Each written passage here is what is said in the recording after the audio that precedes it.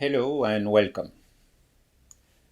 Now that we are familiar with the principle of artificial intelligence, I suggest we explore its major evolutions and its bleeding edge applications through its most accomplished expression that are neural networks. It was in 1943 that we first heard of an electronic brain, which at that time was merely a mathematical function. In 1950, Alan Turing published his famous article in which he speculated on the possibility of creating machines with real intelligence. And in 1956 appears for the first time the Perceptron, the first neural network. This one had only two layers, one input layer and one output layer.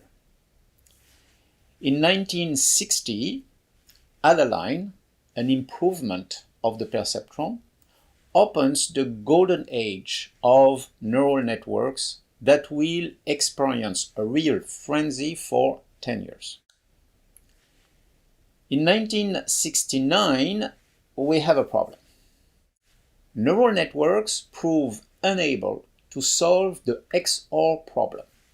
It is simplified on this chart.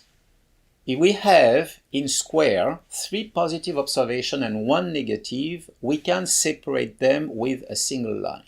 However, if we have 2 positive observations and 2 negative observations arranged on a cross, it is impossible to separate them with a single line. The inability of neural networks at that time to solve this problem will lead to investor distrust and the beginning of what has been called the winter of artificial intelligence that will last more than 20 years. 2 events will make it change. In 1986, neural networks with several hidden layers and learning by retropropagation are invented. Retropropagation consists during the learning phase, once an observation has passed through all the layers of the network, to go back and modify the parameters so that the result comes as close as possible to the expected result. This method greatly increases the learning abilities of neural networks. And in 1995, the revolution took place with the arrival of Vladimir Vapnik, a Russian mathematician who arrived in the United States following the fall of the USSR and the inventor of the SVM, the support vector machine, which we have seen previously. Vapnik, by a mathematical trick called kernel, solves the XOR problem. To simplify, it adds an extra dimension to the space and gives it a curvature that allows to separate population linearly. It is the return of the neural networks, whose evolution will not stop and continues today. In 2010, the ImageNet challenge begins. In order to compare the performance of neural networks, they are asked to classify a standardized image library. 1.2 million images divided into 1,000 categories are submitted in the learning phase, and 150,000 images are submitted for classification. The percentage of error made by the machine is calculated at the end. In 2010 and 2011, with neural networks at less than 4 layers, the machine makes 28 to 25% of errors. In 2012 and 2013, the first deep neural networks are challenged and make 16, then less than 12% errors. In 2014, with 19 layers and GoogleNet with 22 layers, we fall to 6.7% errors. In 2015, ResNet operates a revolution with 150 layers and gets an error percentage of 3.57%. This date is important, because if you submit the same image library to a group of human beings, they make an average of 5% errors. This is the first time that the machine is officially better than humans for image recognition. But why, will you tell me, have we waited until 2015 to add 152 hidden layers to the neural networks, since this seems to be the solution? You have to understand that neural networks that learn by retropropagation are very unstable.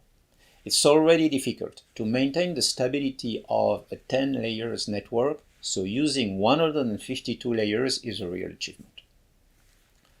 In 2019, the Turing Prize is awarded to Geoffrey Hinton, Yoshua Bengio, and Yann LeCun for their work on deep neural networks. Here we see what is probably one of the most complex and accomplished use of neural networks, which is image captioning. A CNN, or convolutional neural network, analyzes the image and transmits the result to a RNN, recurrent neural network, that will have the task of creating an explanatory sentence for this image, all without any human intervention. There are some examples impressive of precision. Here, one riding a motorcycle on a dusty road. Or there, a herd of elephants walking in a field of dry grass. The machine, of course, makes mistakes based on its level of learning. Here, it counts 2 dogs instead of 3. And there, thinks the cat is on a couch. It is likely that the error came from the cushion, and that only images of sofas and cushions were submitted for learning. It would just need to submit images of beds with cushions to rectify the error. Here the machine interprets the cheek of the second little girl like the bubble of a chewing gum. And here my preferred one, a refrigerator filled with food and drinks. Well, it is square and it is white, and the machine has probably never learned to recognize a signboard covered with tags.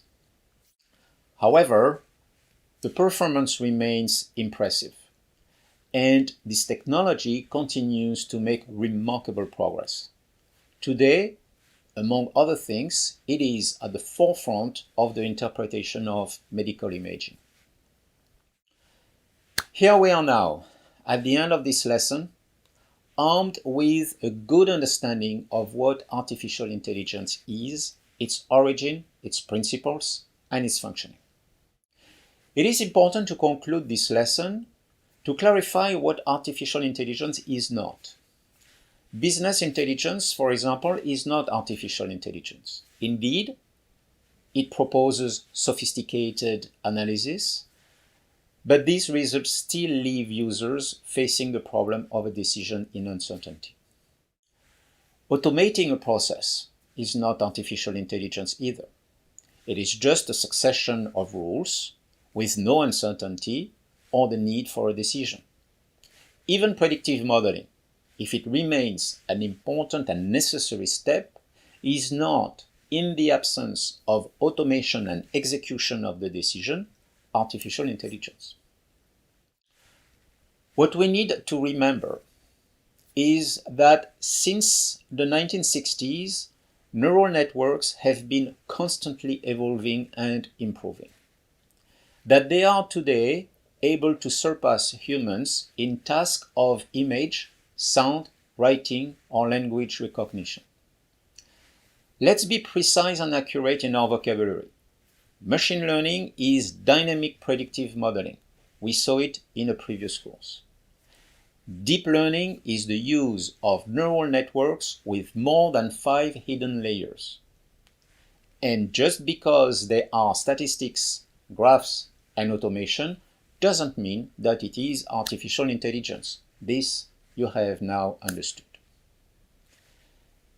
In our next course, we will see how to implement what we have learned and what we will need to think about to set up a team of analysts and carry out an AI project. See you soon.